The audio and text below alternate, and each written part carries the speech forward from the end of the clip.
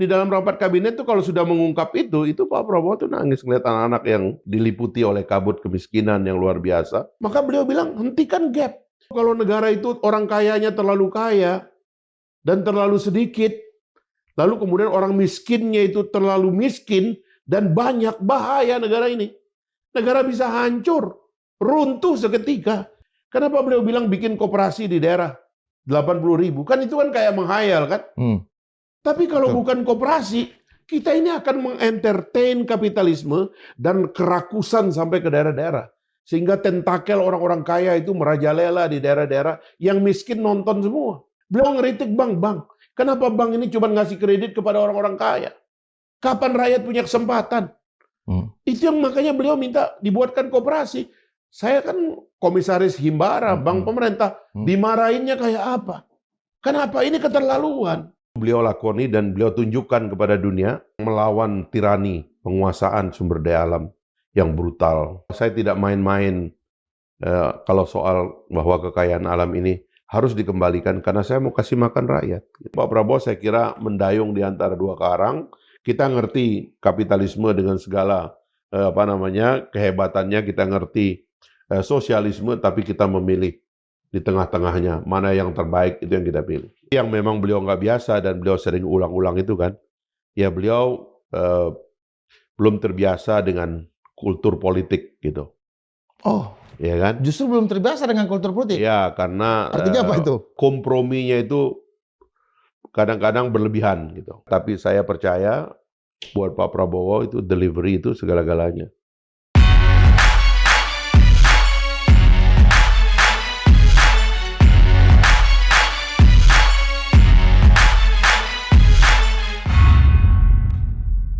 Sobat Mariok, hari ini kita mendengarkan bakal ada pergantian pemain ya. Kabinet, anggota kabinet, mungkin akhir Januari atau bulan Februari. Tapi itu publik menunggu, pasar menunggu. Tapi kita tidak bicara itu ya. Kita akan melihat, merefleksikan apa yang terjadi di dalam pemerintahan dari sisi seseorang yang saya kenal sejak masuk di Universitas Indonesia, dulu 91 masuk Institut Teknologi Bandung ya.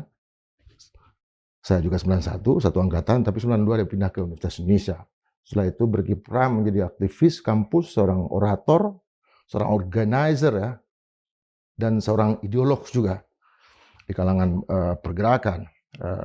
98 berdiri paling depan untuk menuntut agenda-agenda reformasi.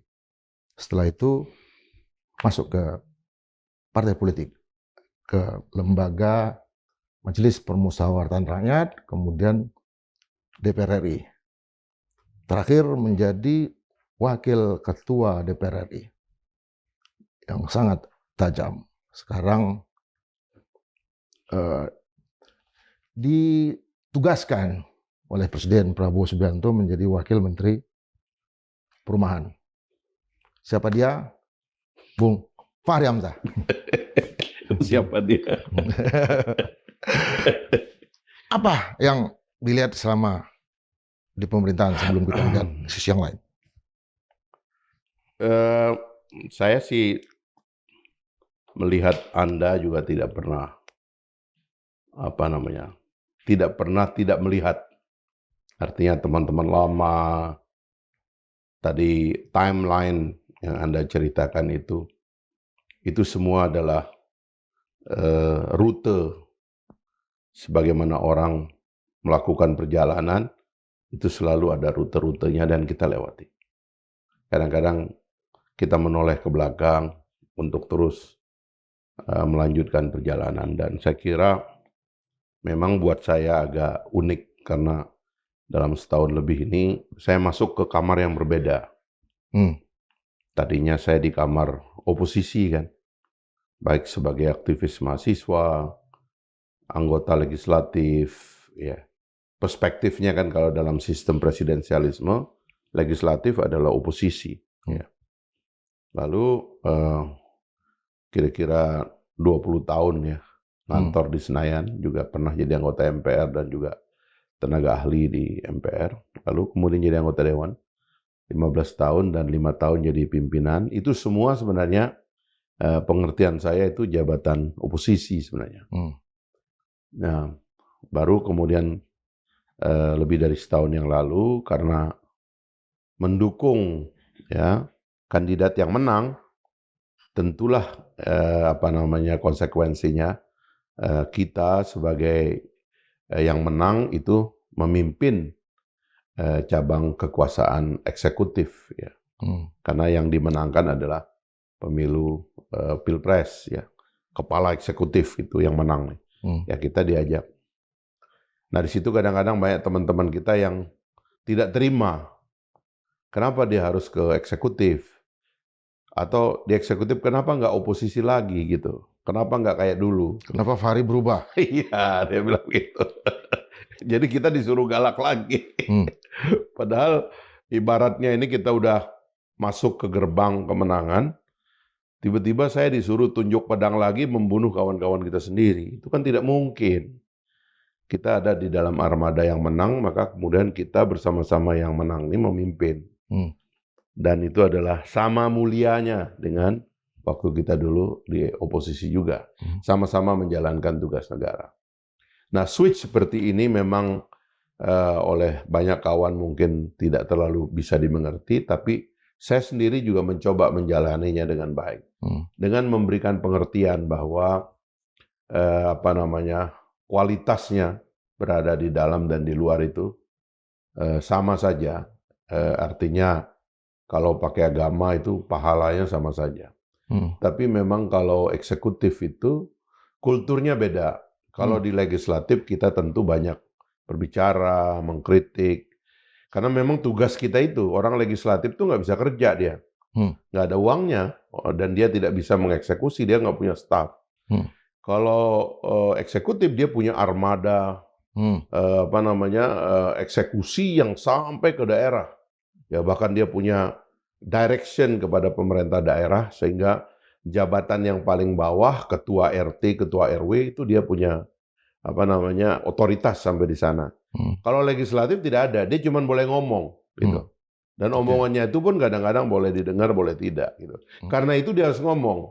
Tapi kalau di eksekutif kita nggak perlu banyak ngomong, kita eksekusi aja, kita kerjakan. Ini kita bikin tak dana, ya kan, program dan sebagainya. Nah perbedaan kultur ini saya lakoni dengan baik gitu ya. Dan kita akan terus melangkah, apalagi Anda tahu bahwa saya sendiri pernah mendukung presiden yang juga menang sebelumnya, pernah mendukung Pak SBY. Dan sedikit banyak dalam periode terakhir setelah Pak Prabowo bergabung dengan Pak Jokowi, saya juga termasuk yang mendukung agenda rekonsiliasi, begitu ya. Nah tetapi kalau Pak Prabowo ini benar-benar Anda tahu bagaimana generasi kita itu Pak Fadlizon, saya itu kita satu circle yang memang melihat Prabowo sebagai sosok yang berbeda dalam tubuh militer dan juga dalam tubuh Orde Baru. Saya kira Anda memahami dan kita boleh berdiskusi tentang ini karena kedekatan-kedekatan beliau dengan tokoh-tokoh intelektual, dengan kaum pemikir ya. Bahkan kalau kita melihat beberapa peristiwa penting di ujung Orde Baru itu kegandrungan kepada kaum sipil, ya mendekat kepada kaum agamawan, ya mengkonsolidasi aktivis, bertemu dengan mahasiswa, berdialog lintas kelompok.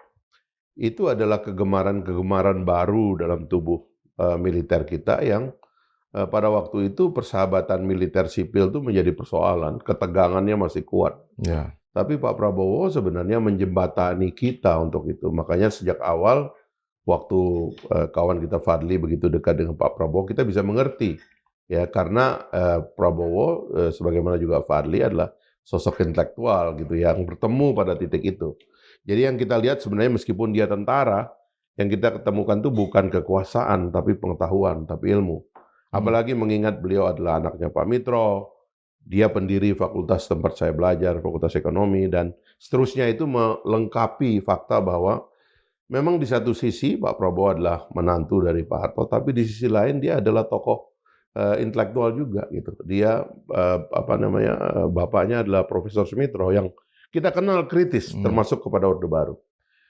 Jadi itulah sebabnya saya kenapa dalam Pilpres 3 yang terakhir ya benar-benar menganggap Pak Prabowo adalah 3 yang terakhir ya, 2 kalah, 1 yang menang. terakhir ya.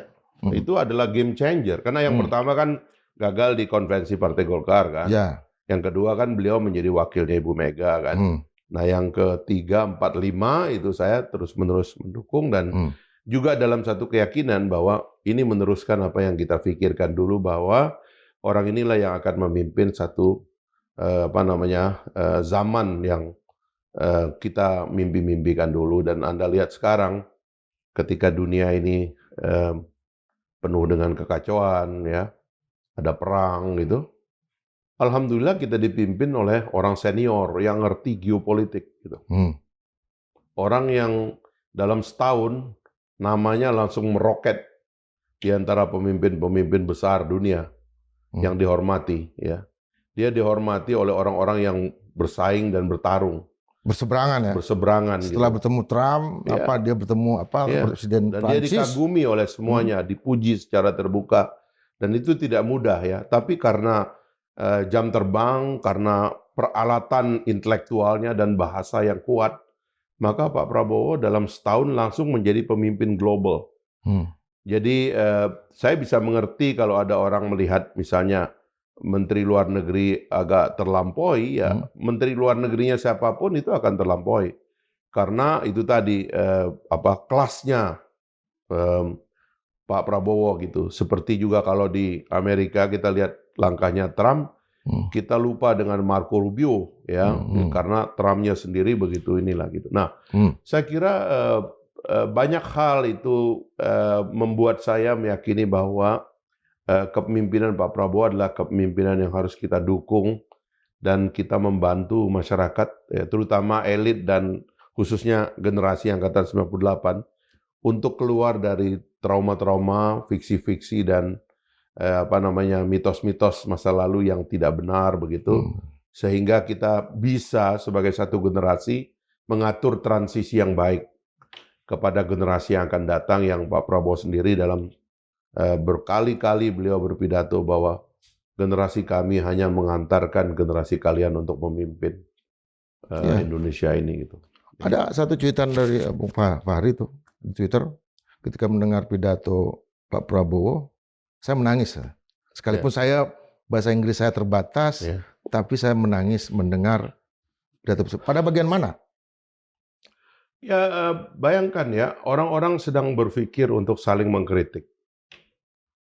Bagaimana Kanada itu belum pernah mungkin dalam sejarah mengeluarkan kritik sekeras itu kepada apa yang dia sebut sebagai big power ya, karena dia mengidentifikasi dirinya sebagai middle power ya. Demikian juga yang dilakukan oleh Macron dan beberapa pemimpin lain ya, yang umumnya hanya terdengar yang dari barat lah. Yang dari timur itu yang terdengar cuman Pak Prabowo.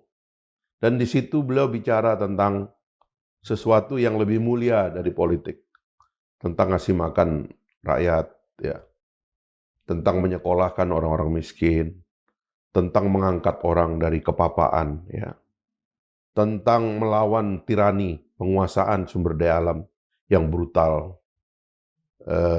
Dan itu beliau lakoni dan beliau tunjukkan kepada dunia bahwa saya tidak main-main kalau soal bahwa kekayaan alam ini harus dikembalikan karena saya mau kasih makan rakyat. Gitu. Saya kira ya kalau orang mengerti dan hidup jiwa dan nuraninya, itu adalah pembelaan kepada rakyat. Dia nggak ngomong politik. Ya, meskipun beliau kemudian sudah dipertimbangkan, dia masuk ke dalam kancah pemimpin perdamaian dan sebagainya, tapi beliau ngomong soal yang sederhana. Kalau rakyat kita tidak makan, kita mau apa begitu. Dan itulah juga fondasi dari pembelaan beliau kepada masyarakat Palestina di Gaza dan sebagainya itu adalah karena tidak tahan melihat penderitaan masyarakat yang paling bawah. Jadi menurut saya itu perenungannya kuat sekali, membuat kita terharu. Karena dia nggak ngomong soal, dia nggak menikmati posisinya, saya mau tunjukkan bahwa saya akan berpidato politik, akan menunjukkan bahwa saya sedemokratis mungkin atau seintelektual mungkin. Enggak, dia bilang rakyat saya perlu makan. Kalau kalian mau bisnis, bisnis di Indonesia, kami ingin sumber daya alam kami dikelola. Dan karena itu hasilnya nanti kita untuk kasih makan anak-anak. Kita mau sekolahkan orang supaya lebih pintar. Luar biasa itu, Bung Indra. Kalau saya sih itu terharu sekali ya. Saya melihat cara berpikir pemimpin seperti itu. Kan nggak selfish gitu loh. Kalau orang mau selfish, dia mau tunjuk jago. Dia mau bicara intelektual di situ. Dia nggak bicara intelektual. Kita mau kasih makan orang, kita mau sekolahin orang. Kita mau ibu-ibu yang lagi hamil dan menyusui diberi makan supaya anaknya nanti nggak stunting. Kita mau cek kesehatan orang supaya orang nggak sakit karena biaya kesehatan itu mahal. Karena itu kita melakukan mitigasi terhadap orang sakit dan sebagainya. Itu luar biasa, itu fundamental. Ya kalau elit kan mungkin senangnya berbicara yang hebat-hebat, tinggi-tinggi, ya kan. Tapi di depan publik dunia, Pak Prabowo bilang saya mau ngurus rakyat. Dan karena itu dia bilang one enemy is too many, dia bilang itu. Thousand friends is too little. Jadi 1000 musuh, 1000 kawan terlalu sedikit, satu musuh terlalu banyak. Itu luar biasa. Ada satu kalimat dalam pidatonya Prabowo itu, dia bilang ada pepatah dari senior saya, salah satu seorang yang sangat bijaksana, seorang pemimpin politik yang sangat jujur, ia berkata pada saya, Prabowo, tugas seorang pemimpin sangat sederhana. Jika kamu ingin menjadi pemimpin negara ini, kamu harus bekerja agar orang miskin dan yang lemah bisa tersenyum dan bisa tertawa. Sangat sederhana. Apa artinya? Jika orang miskin dan yang lemah bisa tersenyum dan bisa tertawa, itu berarti mereka memiliki harapan. Itu berarti mereka melihat masa depan. Ada mentor yang dia lihat ya. Itu bagian yang membuat saya paling terharu ya.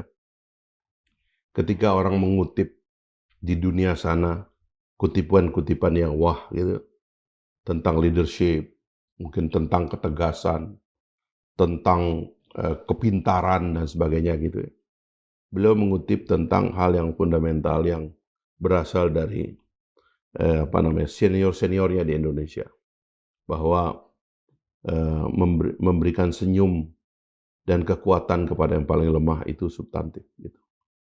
Dan itu artinya kita telah memberikan harapan kepada masyarakat.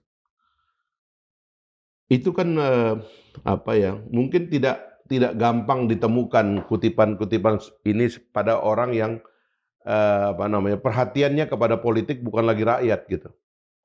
Tapi tentang harga diri pemimpinnya, tentang ego mereka di antara orang-orang kaya dan berduit ini gitu.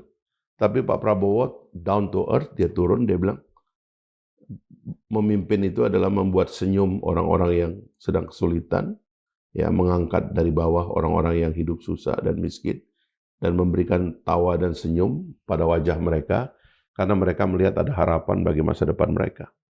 Sejatinya Pak Prabowo itu kalau kita baca bukunya kan cuma itu yang ditulis. Beliau nggak mau ada orang miskin, beliau nggak mau ada orang tua, ya kan umur 70 tahun masih mengayuh beca dan minta uang sono kemari di pinggir jalan, dia nggak mau itu. Dan itu yang membuat beliau sering nangis kalau ngomong soal begituan itu. Sering nangis? Iya, di dalam rapat kabinet tuh kalau sudah mengungkap itu Pak Prabowo tuh nangis ngeliat anak-anak yang diliputi oleh kabut kemiskinan yang luar biasa. Dan itu yang membuat beliau punya ide untuk membuat sekolah rakyat. Dan sekolah rakyat itu adalah mencari orang-orang miskin. Bukan orang itu melapor, dicari. Ya kan? Sehingga mereka diangkat dalam satu kultur persekolahan yang nggak mimpi mereka itu bisa punya boarding school. Ya, nggak ada itu ceritanya orang miskin itu bisa boarding school, sekolah gratis itu nggak ada. Itu yang beliau cari. Dan apa kita bisa berdebat, Bung Indra, pada tema itu kan nggak bisa. Ini yang disebut bipartisan issue, nggak bisa debat. Bahwa ada cara penyelenggaraannya yang bermasalah, ya kan? Ada operasionalnya yang mungkin kurang bagus. Ini yang kita perbaiki dan kita terbuka.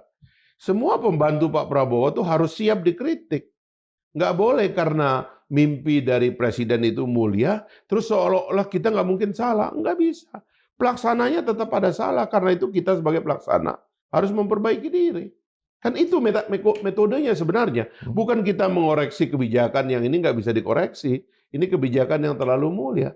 Tapi operasi kita boleh saja ada kekeliruan dan kita perlu perbaiki. Gitu.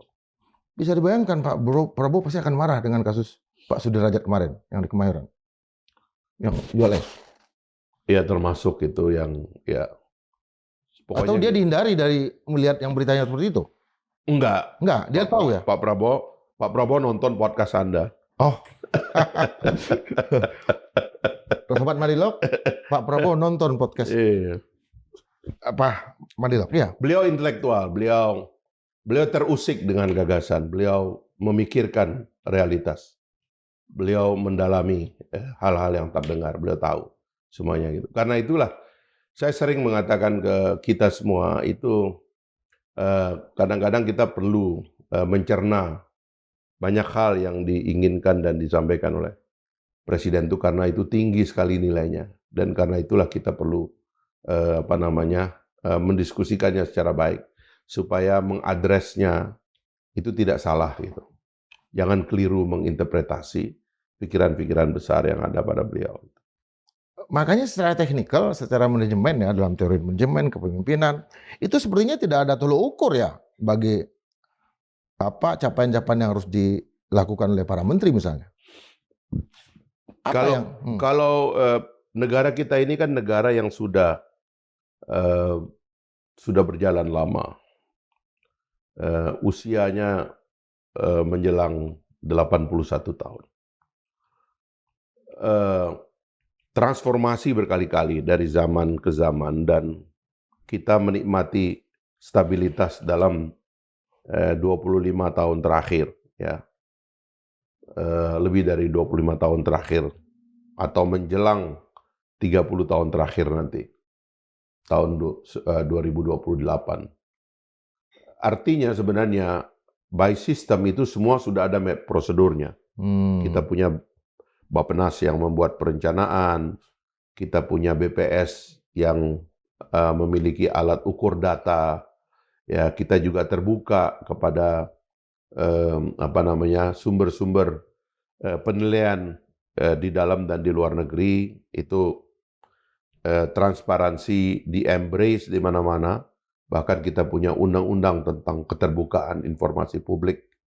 Jadi tidak mungkin kita nutupin kinerja, nutupin keuangan atau perencanaan, hal-hal yang merupakan hak publik itu sudah lewat masanya kita tutupin yang begitu-begitu. Itu tidak akan terjadi. Dan oleh sebab itu ya kita para pejabat itu harus membiasakan diri dengan kultur itu sebab Pak Prabowo tidak mau kultur itu diubah. Malah Pak Prabowo itu sangat senang kalau orang itu terbuka, dia sampaikan kepada publik apa yang menjadi prestasinya dan kemudian mendapat feedback. Kita tidak mungkin menganggap diri kita benar, sementara orang lain selalu salah, tidak juga bisa begitu. Karena itu semua indikator yang ada, positif negatif ya harus menjadi catatan. Yang punya indikator positif tingkatkan kinerja, yang indikatornya dianggap kurang baik ya perbaiki, kan kira-kira begitu aja. Ya itu kan sering disampaikan. Iya. Dan itu harus dilakukan. Dan Pak Prabowo kan mengevaluasi. Itu nggak mungkin juga. Beliau Pak Indra, dia ini kan orang yang terlalu berpengalaman dalam pemerintahan. Ya. Ketika ya saya jadi refleksi tentang masa-masa lalu itu. Beliau pernah berada di jantung kekuasaan juga. Ya. Meskipun beliau pernah berada di luar dan menjadi oposisi, tapi beliau kemudian kembali dengan perangkat ya. Kemampuan, ya, pengetahuan, ya, data dan pengertian terhadap medan itu sudah sempurna. Makanya coba lihat apa yang dilakukan di tahun pertama. Dia lihat dunia kayak gini, perkuat militer kita, tambah batalion, persenjataan, ya kan, segala macam. Karena dia tahu pesawat ya. Sebagai nakoda, dia tahu nih dia memimpin dalam masa yang tidak baik-baik saja nih, ya kan? Karena itu dia jaga dulu. Dan beliau selalu bilang, saya ini bukan jenderal yang suka perang. Dalam rekod saya itu, saya termasuk yang tidak suka perang. Tapi jangan larang saya untuk mempersiapkan perang. Sebab satu-satunya cara kita untuk memasuki masa damai adalah dengan mempersiapkan perang. Ya kan, beliau mengutip itu civis pacem parabellum itu. Kalau Anda mau damai, bersiapkan diri untuk perang. Dan itu yang beliau lakukan. Kalau pemimpinnya itu tidak mature, tidak ngerti dan tidak mantap pengetahuannya tentang ini, lama ini akan dieja, akan diatur, nego kiri kanan. Enggak, dia udah tahu. Amankan ini, siapkan ini. Kita lihat ke depan. Tenangkan global, kita bersiap dan bersahabat dengan semua orang. Telepon Trump, telepon Xi Jinping, telepon Putin, kita teman. Kita negara besar, kita nggak mau perang, kita mau ngurusin rakyat kita mau kasih makan rakyat. Kita mau kebocoran kita tutupi. Tenang, arahnya ke sana semua. Dan karena itu kita juga semua yang membantunya kan mesti mengambil dan melihat arah yang beliau lakukan. Nah, nggak neko-neko, Pak Prabowo udah nggak memikirin pribadinya. Apalagi yang beliau pikirkan nggak ada lagi. Yang beliau pikirkan apa yang belum selesai dia mau selesaikan. Dan dua yang beliau sering bilang, dan dalam semua bukunya dituliskan, kita hentikan yang namanya kebocoran termasuk korupsi. Yang kedua kita hentikan gap. Sebab kalau negara itu orang kayanya terlalu kaya dan terlalu sedikit, lalu kemudian orang miskinnya itu terlalu miskin dan banyak, bahaya negara ini. Negara bisa hancur, runtuh seketika kalau realitas ini ada. Maka beliau bilang hentikan gap.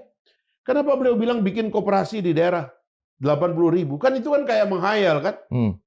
Tapi kalau bukan koperasi, kita ini akan mengentertain kapitalisme dan kerakusan sampai ke daerah-daerah.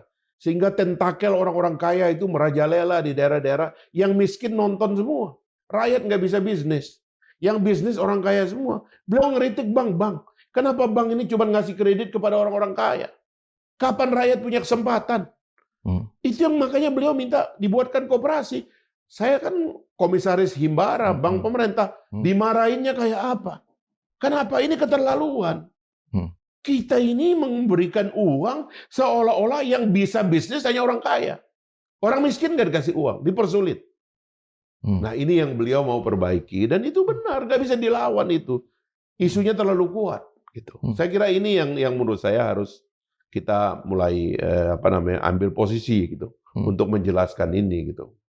Ketika bertemu sebelum tahun baru bersama Kodari, itu kan agak spesifik tuh, 2 orang diundang, Bung Fahri dengan Kodari. Apa yang dibicarakan? Karena yang lain kan nggak diundang. Saya kira itu yang saya baca ya, bahwa beliau bicara tentang delivery tentunya, karena saya kan apapun wakil menteri untuk sisi perumahan. Sehingga beliau bertanya deliverynya gimana, dan saya ceritakan kendala-kendala dan persoalan yang ada, dan di situ tentu beliau bilang ya apa solusinya gitu. Sehingga saya memberitahu celah-celah yang ada di dalam perundang-undangan untuk menghadapi problem yang ada sekarang ini. Sehingga beliau bersetuju kalau dalam rangka percepatan ya pembangunan dan perbaikan rumah rakyat itu perlu ada gerakan yang masif melalui penanganan yang lebih terintegrasi. Kira-kira begitulah. Ada sebuah badan ya informasinya? Ya, semacam ada badan baru, Badan Pengelolaan Perumahan. Semacam badan yang mengintegrasikan kerja itu. Nah, Bung Kodari juga demikian, karena dia kan KSP ya, kerja KSP kan memantau debottlenecking ya, di mana sumbatannya. Karena beliau nggak tahan tuh kalau rakyat itu kan yang beliau sering ungkap tuh kan, saya ke daerah, saya ketemu dengan anak-anak SD yang mengatakan, Bapak Presiden kapan makan bergizinya sampai ke tempat kami, kayak gitu-gitulah. Jadi beliau nggak tahan kalau negara itu terlambat hadir gitu. Karena itulah kemudian kita memitigasi bagaimana cara kita mengakselerasi semua delivery kepada masyarakat Indonesia. Gitu. Saya kira itu concern beliau yang paling utama, itu adalah bagaimana delivery kepada rakyat itu disampaikan secepat-cepatnya. Gitu. Artinya dengan konteks itu masing-masing menteri ini kan sudah ada indikator di kepalanya Pak Presiden ya, untuk menilai kinerja mereka ya. Pak Prabowo itu dalam beberapa kali rapat kan mengatakan saya punya raport semuanya. Ya, tentulah sebagai seorang orang yang paling tinggi kepemimpinannya di Republik ini harus disediakan semacam control panel kan, untuk membaca ini sampai di mana. baik delivery-nya maupun image-nya kan, karena beliau membaca juga. Ada orang mungkin delivery-nya baik, tapi komunikasinya ke rakyat kurang baik, sehingga rakyat nggak tahu bahwa ini udah sampai gitu. Sehingga rakyat menilainya negatif. Itu juga dinilai? Oh semuanya, Dievaluasi? Oh, detail beliau pantau. Saya punya data ini kayak gitu. Beliau baca semuanya, gitu. Jadi baik delivery maupun komunikasinya beliau pantau. Itu disampaikan dalam rapat? Oh dalam rapat kabinet ya. Kabinet? Ya. Secara terbuka ya? Ya terbuka. Ya. Bahkan saya kira di rapat kabinet terakhir kan dibuka penuh itu kan. Dan dia sampaikan semuanya kan apa yang beliau lihat. Jadi saya kira Pak Prabowo itu lama hidup dalam masa formasinya itu di Eropa dengan masyarakat terbuka. Betul. Jadi dia mengerti betul itu apa arti masyarakat terbuka dan dia betul-betul terbuka. Baru umur 18 tahun pulang ke Indonesia ya. Itu yang kadang-kadang orang keliru. Dia lihat militernya kan, padahal pembentukan masyarakat, pembentukan karakter dari bagian dari masyarakat demokratis, terbuka, egaliter, rasional itu sudah di sana semua. Pak Prabowo itu orang yang tumbuh dalam masyarakat modern gitu loh. Jadi dia nggak mungkin mempraktekkan hal-hal yang diasumsikan dilakukan oleh masyarakat berkembang begitu ya, oleh yang banyak dilihat di pemimpin-pemimpin negara dunia ketiga yang terjebak ke dalam tindakan-tindakan yang ya itu khas di negara-negara berkembang dunia ketiga gitu. Tapi beliau enggak, beliau seleranya tentang kinerja pemerintahan tinggi sekali ya. Karena itulah menurut saya kita harus terus belajar bagaimana caranya menerjemahkan pikiran-pikiran beliau dalam kegiatan yang konkret kira-kira gitu.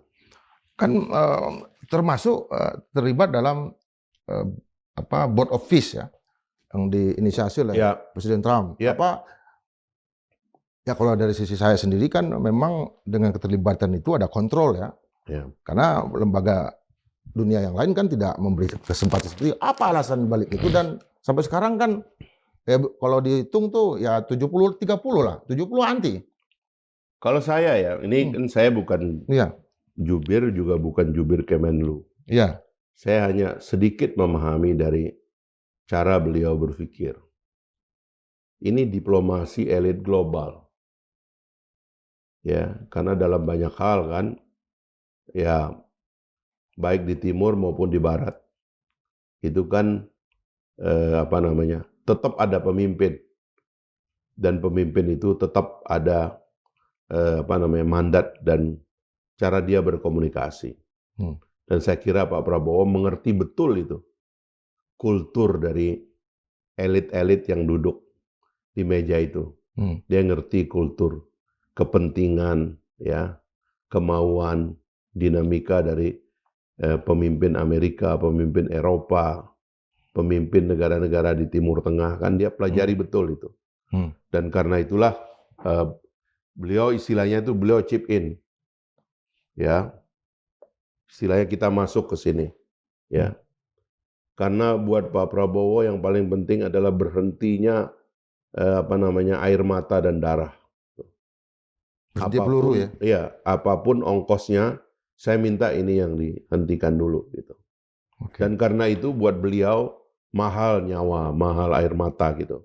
Itu dihentikan dulu. Itu sebabnya beliau masuk ke dalam meja perundingan untuk menghentikan darah dan air mata itu. Bahkan bukan cuman itu. Beliau berkonsultasi dengan pemimpin pemimpin militer di Indonesia, berapa kekuatan kita, sehingga beliau mengucapkan pidatonya di PBB itu dengan menyebutkan orang. Tidak semua negara berani taruh orang, berani taruh pasukan. Tidak semua negara.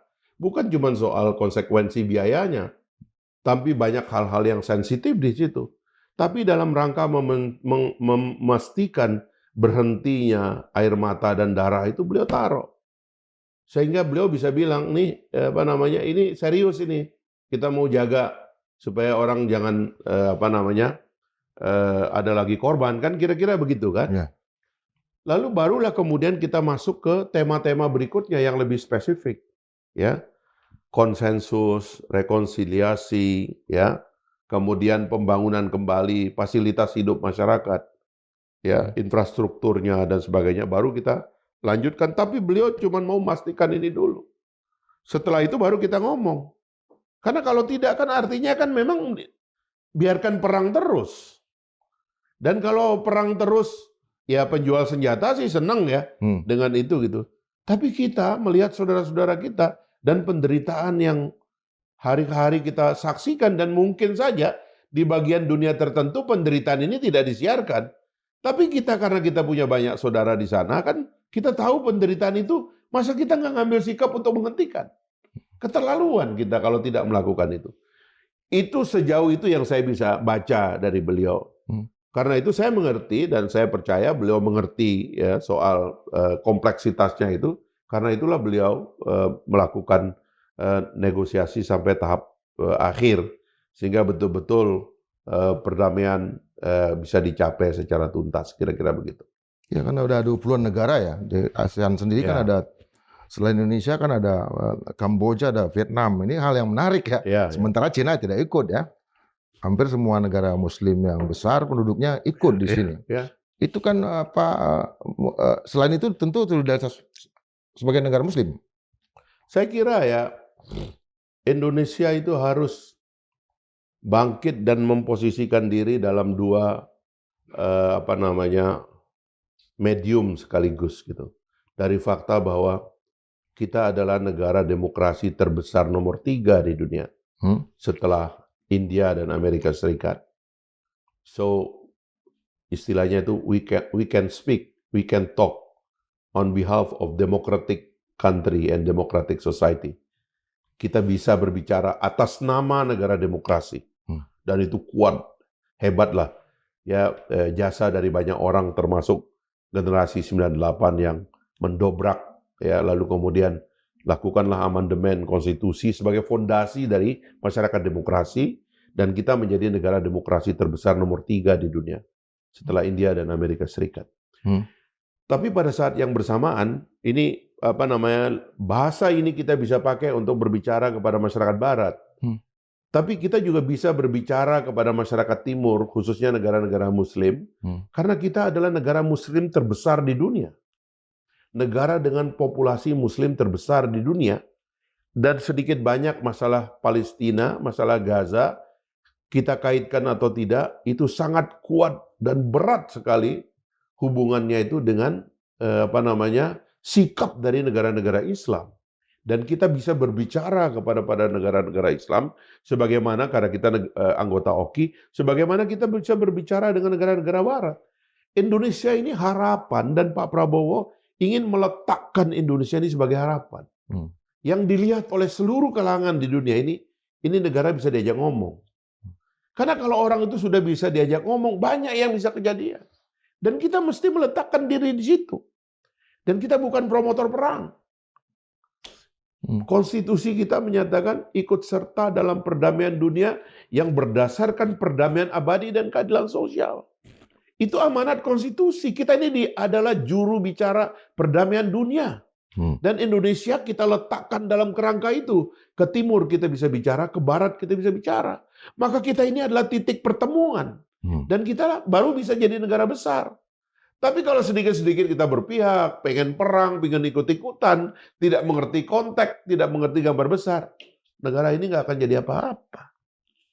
Negara ini tidak akan terhormat. Negara ini hanya akan menjadi duri dalam pergaulan global yang ujungnya kan kita sendiri yang akan lumat dan hancur gitu. Nah, saya kira Pak Prabowo mengerti ini gitu loh. Dan sekali lagi itu kan karena kematangan politiknya dan karena mengerti apa yang terjadi.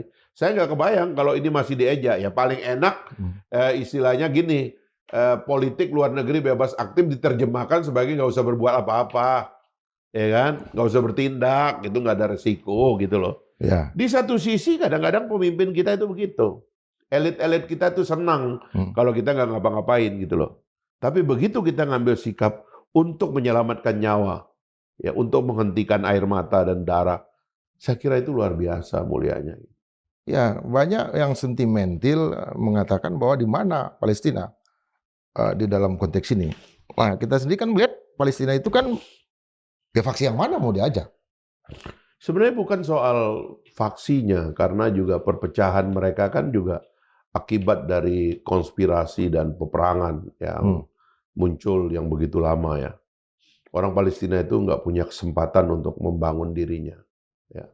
Saya sering memberi contoh Taiwan dan Palestina di satu sisi gitu.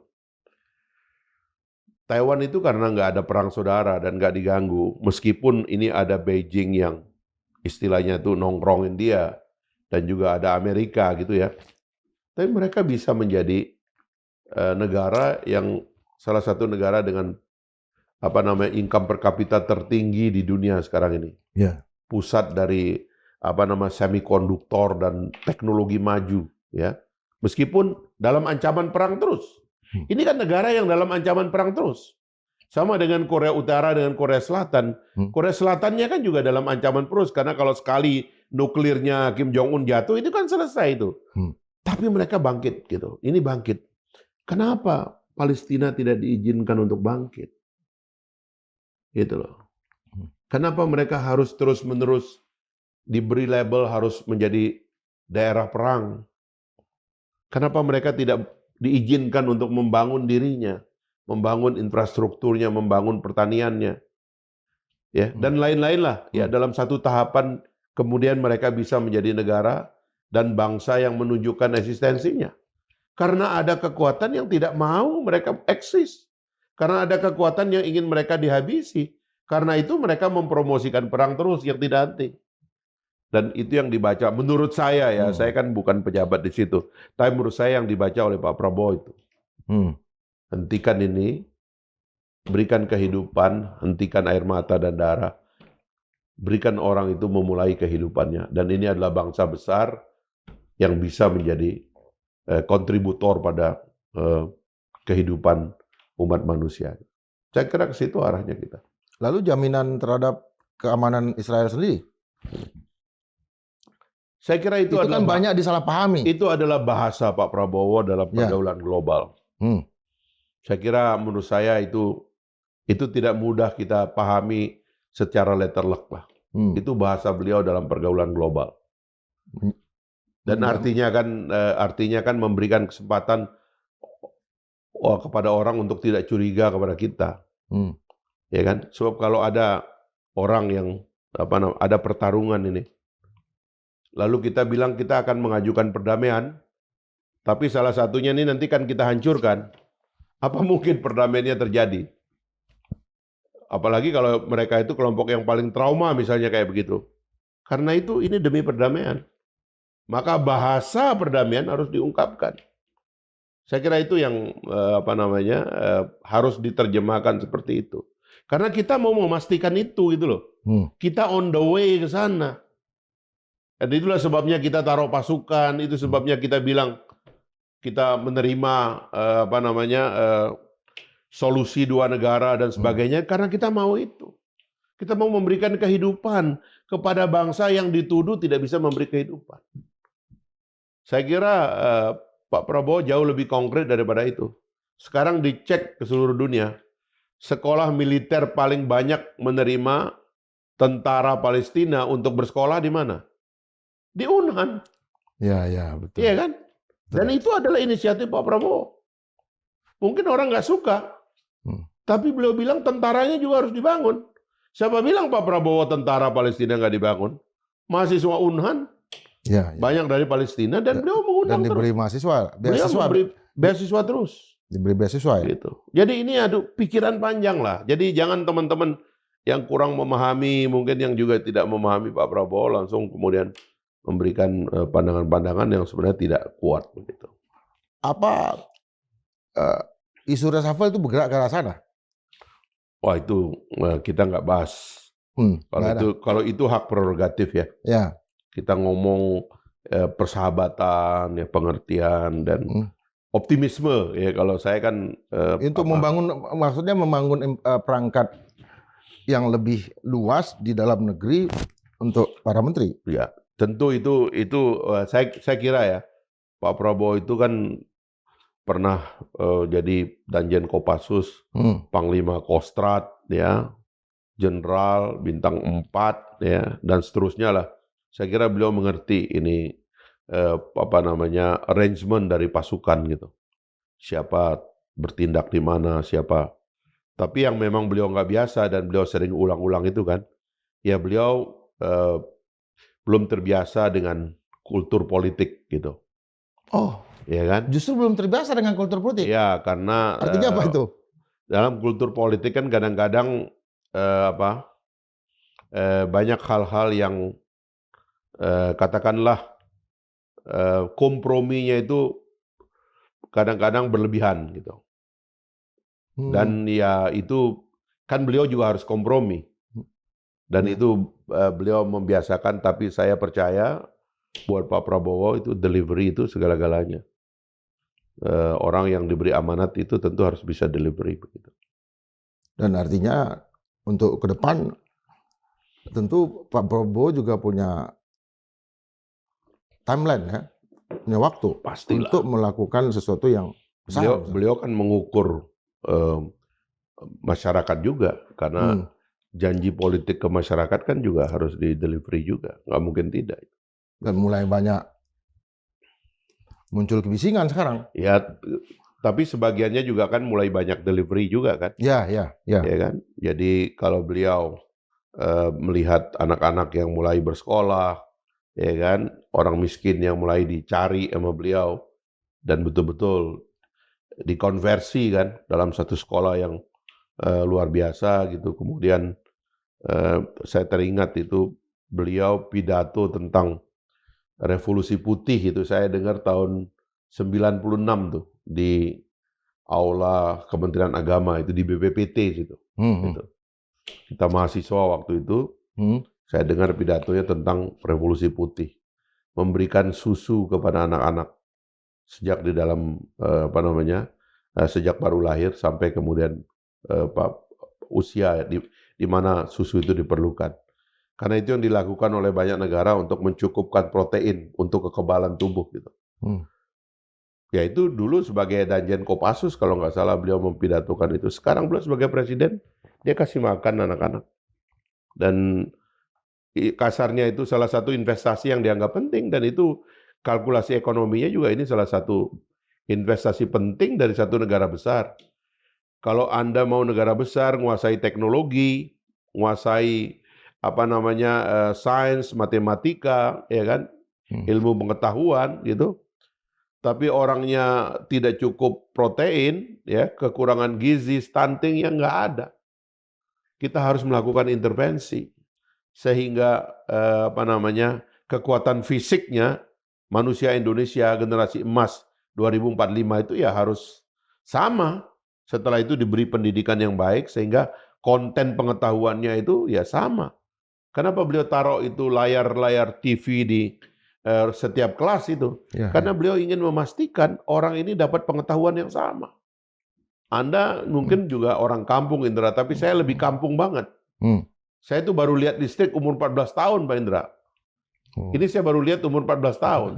Saya belajar pakai dila, pakai lampu yang pakai ini gitu. Lampu teplok itu. Umur 14 saya baru lihat listrik. Hidungnya hitam ya? Hitam kita karena itu tadi minyaknya itu. Jadi saya mengerti apa yang namanya miskin, apa yang namanya tertinggal. Tapi Pak Prabowo sekarang mau taruh di layar-layar kelas orang itu alat untuk belajar. Saya dulu waktu masuk UI kan saya tes berkali-kali, Bung Indra. Sampai saya di sini saya lihat begitu bimbingan belajar di sini saya baru lihat. Wah, anak-anak UI dikasih bocoran, pantesan bisa masuk semua. Saking sulitnya itu. Terutama sama 8 ya, 80% ya. Karena orang kampung, berat bos. Nah, jadi saya kira kasih gizi yang sama, kasih pengetahuan yang sama, kita akan tumbuh bareng. Jangan sampai yang istilahnya almarhum Pak Adi dulu, Adi Sasono itu, dia bilang, yang kaya tambah kaya, yang miskin tambah anak, katanya begitu. Nah, ini memperlihatkan memang Pak Ari Hamzah ini, kalau saya menuduhnya sebagai kader Adi Sasono. Keucap juga. Iya benar. Ya memang. Jadi itu nggak boleh omon-omon, itu harus konkret.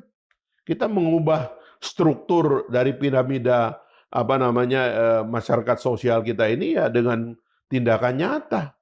Kalau orang miskin tidak dibantu dengan cara seperti ini, siapa yang akan mengubah nasib mereka? Ya negara lah. Negara harus bertindak dong. Menyamakan gizi, menyamakan protein, menyamakan input pengetahuan kepada mereka, ya negara dong. Masa kita memberikannya kepada pasar? Pasar akan milih yang paling mampu. Pasar nggak milih orang miskin. Pasar akan milih orang kaya kok. Ya. Ya, kan itu cara kerja pasar. Jangankan itu ya, saya kan pengkritik BUMN dari dulu. Sekarang saya kerja untuk BUMN. Sama. BUMN itu kalau disuruh cari untung, ya biasanya gitu, yang dia cari itu pasar. Rakyat ditinggal sama dia. Maka harus ada jaminan. Kerjanya itu adalah untuk memperkuat backbone dari rakyat kita. Karena itu harus ditopang gitu. Jangan dibiarkan persaingan ini menjadi sebebas-bebasnya. Sehingga yang miskin sekolah di sekolah miskin. Nanti dia menjadi orang miskin. Yang dia pidatokan oleh Pak Prabowo kemarin di Davos itu. Anak petani akan jadi petani. Ya. Anak penjajah makanan keliling akan menjadi penjajah keliling. Kapan mereka jadi orang yang punya kesempatan untuk memimpin secara sosial dan politik? Secara ekonomi, kalau tidak ada intervensi negara. Nah, saya kira ini soal-soal ya. Ada soal paradigmatiknya gitu ya, pilihan dan sebagainya itu, tapi Pak Prabowo saya kira mendayung di antara dua karang. Kita ngerti kapitalisme dengan segala kehebatannya, kita ngerti sosialisme, tapi kita memilih di tengah-tengahnya mana yang terbaik, itu yang kita pilih. Oke, kita memasuki menit-menit akhir. Apa Menteri Sekretaris Kabinet sempat berucap itu yang disebut dengan Prabowonomics itu? Saya kira itu ya. Yang disampaikan, pikiran yang disampaikan di Davos. Iya. Ya, jadi saya kira ya, kan Anda belajar ekonomi. Saya kira Anda sering hadir di Fakultas Ekonomi. Asistennya Faisal Basri loh. Ya itu. Saya juga sering hadir di sastra. Jadi saya itu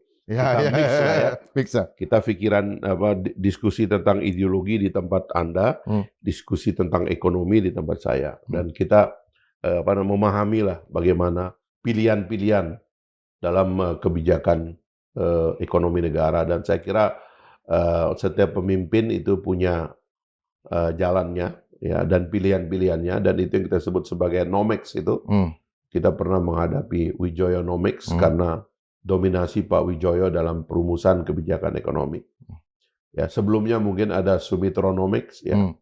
Karena Pak Mitro juga bekas menteri di zaman Bung Karno dan kemudian diambil jadi menteri di zaman Pak Harto, lalu kemudian perannya Anda tahu di Fakultas Ekonomi itu, Pak Wijoyo menjadi sangat dominan, tapi Pak juga Mitro kritis. Iya, dan Pak Mitro menjadi katakanlah pengkritik waktu itu. Pak Mitro ya. Lalu setelah itu kan muncul Habibinomics, kita ingat waktu itu kan. Lalu Pak Budiono ya dianggap karena dia jadi wakil presiden dan seterusnya lah. Ada yang buat shock juga Jokowinomics. Yang saya sendiri terakhir pidato Jokowinomics itu Prabowonomics di periode terakhir. Karena Pak Jokowi mulai berani hilirisasi, ya kan, ngotot kan. Sampai saya ingat tuh dalam satu perjalanan saya diajak naik heli oleh Pak Jokowi itu dari Jakarta ke Lombok, lalu ke Sumbawa, ada peresmian smelter.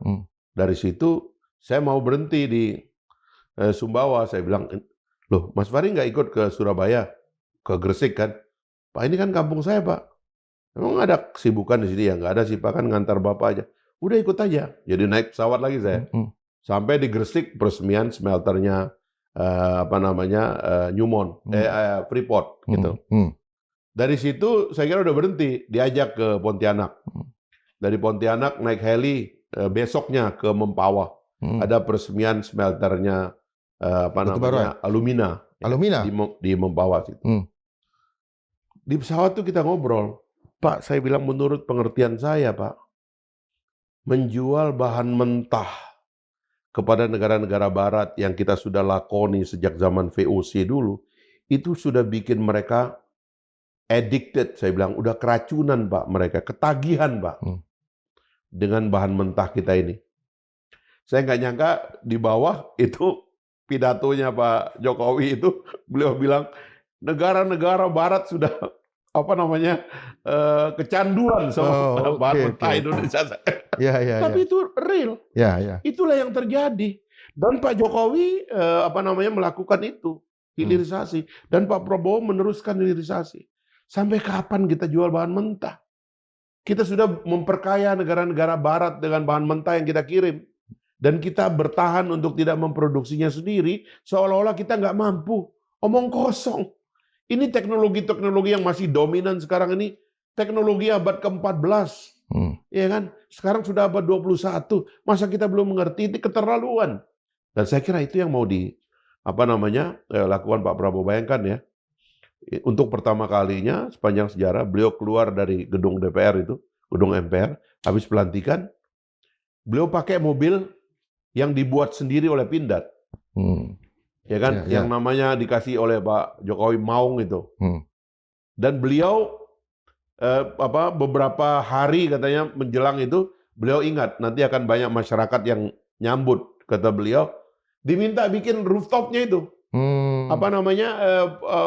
Dilubangin itu. Dilubangin.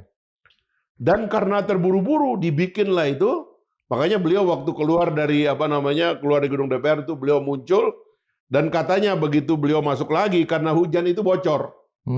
Sehingga beliau basah. Ya. Nah, waktu turun katanya ini teknisi minta maaf sama beliau, Pak, mohon maaf Pak karena itu. Oh enggak dong, kita udah mulai, dia bilang begitu. Kita harus bangga kepada produk barang kita sendiri. Kalau bukan kita yang bangga, siapa yang harus bangga? Kata beliau begitu. Jadi kesabarannya untuk melihat bangsa ini tumbuh dengan hilirisasi, saya kira beliau akan lakukan. Dan akan dilakukan pada semua industri. Makanya teman-teman yang punya uang banyak, ya kan, daripada investasi yang enggak terus-menerus, katakanlah ya hal-hal yang tidak produktif lah begitu. Investasilah di hilirisasi sekarang. Lihatlah sumber daya kita itu supaya jadi produk yang lebih bisa dijual keluar. Hasil laut kita, hasil hutan kita, hasil pertanian kita olahlah. Masa sedikit-sedikit kita makan ikan aja, kalau olahan dari negara tetangga, ya kan? Hasil obat-obatan kalau kita makan herbal tetangga. Kita sendiri gimana? Amanat sumber daya alam yang luar biasa, masa kita nggak hilirisasi? Itu yang beliau lakukan. Saya kira ini nggak bisa diperdebatkan, Bung. Tinggal cara delivery-nya ya kita perbaiki. Saya kira itu. Ya, itu kan ada dalam cita. Nah, terakhir nih. Jadi, apa pandangan Pak Prabowo tentang politik? Perubahan dengan isu ini, Pak Jokowi lah, Gibran lah, partai lah, macam-macam. Kita ingin tahu nih, seperti yang disampaikan dalam pidato-pidato ketika menghadiri acara-acara partai politik, sangat fun gitu. Kadang-kadang ya, karena kalau dalam pembacaan saya, kadang-kadang kalau saking Pak Prabowo itu inginnya ini soal dasar ini selesaikan ya, soal makan bergizi, soal sekolah, soal cek kesehatan masyarakat dan sebagainya itu. Saking pengen fokusnya ke situ, kadang-kadang beliau anggap politik tolong dong menyesuaikan dong, kan kita lagi kerja, kira-kira gitu kan. Saya membacanya begitu. Tapi saya kira tugas kaum intelektual lah untuk memberikan payung pada keinginan baik, pada cita-cita mulia. Kita harus mau refleksi juga. Mana sih yang efektif dari politik ini? Karena politik itu kan satu metode di dalam penataan masyarakat. Dalam metode kita mengatur dan membangun konsensus di antara kita. Kita udah memilih demokrasi, dan demokrasi itu by standar apa yang kita miliki ini sudah luar biasa. Tapi kalau kita membuat metodenya menjadi complicated, ya kan, sampai kita sendiri bingung, kadang-kadang ini dibiayainya gimana caranya. Akhirnya ya partai terjebak nyari duit secara tidak-tidak, dan akhirnya akan dituduh sebagai bagian dari koruptor dan sebagainya itu. Yang kita sendiri akhirnya melihat memang iya ya. Kok citranya partai politik jadi jelek banget ya sekarang ya gitu. Padahal politik itu katanya partai politik tempat para intelektual berkumpul, tempat para filosof memproduksi ide-ide tentang mengatur kehidupan bersama. Tapi kok kita citranya jelek ya? Ya ini yang kita mesti omongin, kita perbaiki. Dan kegemaran kita untuk bertarung ini kan tanpa akhir begitu ya. Bersaing tanpa akhir itu dan mengentertain hasrat-hasrat dasar kita untuk bersengketa itu, ya cobalah kita letakkan itu di atas kesadaran yang baik begitu. Ya kan? Nggak usah dilebih-lebihkan gitu, karena saya lihat ada banyak yang berlebihan gitu. Mempersoalkan ya terutama pemimpin gitu kan. Kalau orang Indonesia ini kan ada kultur yang harus kita perbaiki. Kalau udah menghajar pemimpin tuh kayaknya nggak ada ampunnya gitu.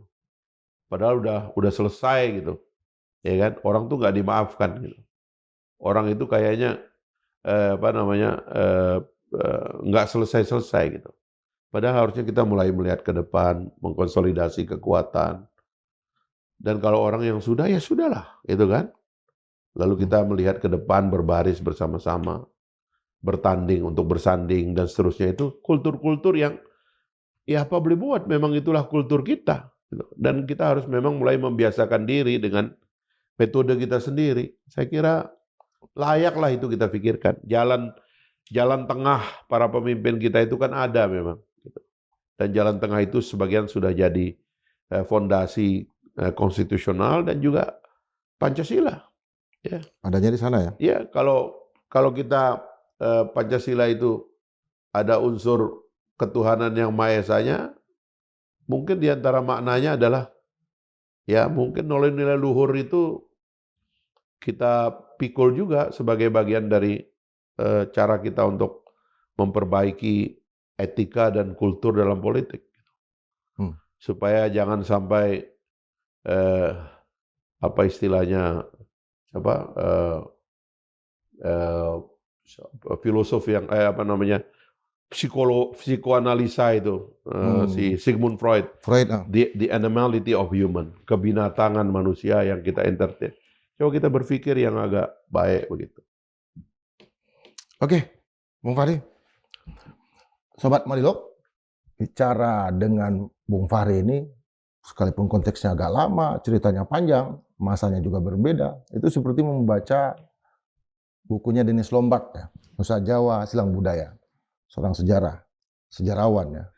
Pendekatan Dennis Lombard ini lebih ke arah peradaban, ke arah capaian-capaian ilmu pengetahuan, dan sedikit sekali menyinggung masalah politik. Kalau kita baca Nusa Jawa Silang Budaya, itu hampir Dennis Lombard itu tidak terpengaruh dengan cerita-cerita konflik di tubuh kerajaan, Sultan Haji lawan Sultan Ageng Tirtayasa misalnya, atau apalagi yang temporer ya, terjadi waktu Bung Karno, Pak Harto gitu. Tetapi dia lebih melihat pada sisi-sisi apa yang disumbangkan oleh bangsa Indonesia, Nusantara ini, dengan persilangan antar negara, persilangan ilmu pengetahuan, teknologi, dan lain-lain, itu menghasilkan apa pada peradaban Indonesia. Dan itu yang saya lihat dari sisi seorang Fahri Hamzah. Mudah-mudahan kita akan lihat apa nanti yang akan dilakukan, karena memang ya wakil menteri itu ya namanya wakil ya. Nanti mudah-mudahan menjadi ketua menteri. Sampai berjumpa dalam edisi berikutnya. Tetap berpikir merdeka 100%. Jangan wakil menteri lah, ketua menteri.